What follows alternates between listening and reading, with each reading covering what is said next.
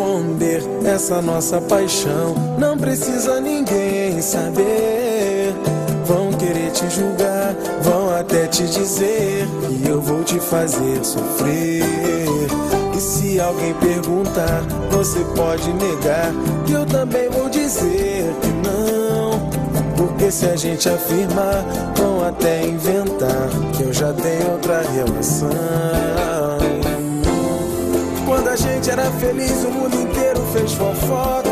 Inventaram até que eu passei com outra em sua porta. Era intriga, era inveja, era tanta confusão que a gente separou. Mas agora tudo bem, graças a Deus tá resolvido. É por isso que é melhor ficar contigo escondido, pra nenhuma outra pessoa se envolver na relação e acabar com o nosso amor. E acabar com o nosso amor. Não vamos deixar ninguém saber. Não vamos deixar ninguém notar. É melhor deixar tudo em segredo. Eu confesso que morro de medo da gente terminar. Não vamos deixar ninguém saber. Não vamos deixar ninguém notar.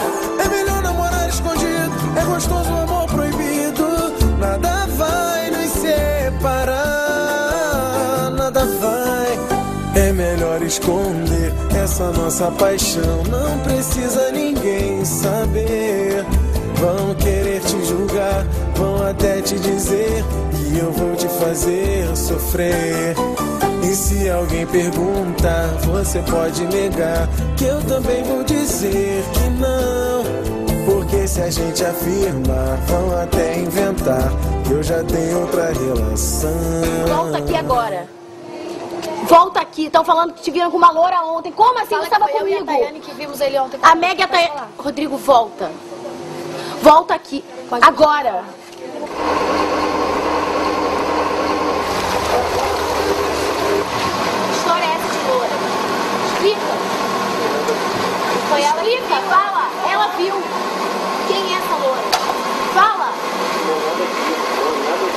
E o que é, então? Você estava comigo ontem com uma outra loura nesse tempo? Vai embora. Vai, em conversa. Vai embora. Eu já falei, ela viu. Não, eu não quero conversa.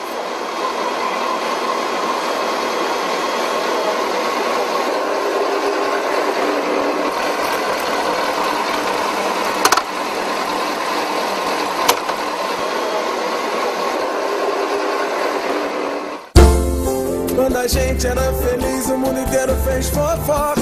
Inventaram até que eu passei com outra em tua porta. Era intriga, era inveja, era tanta confusão Que a gente separou. mas agora tudo bem, graças a Deus tá resolvido.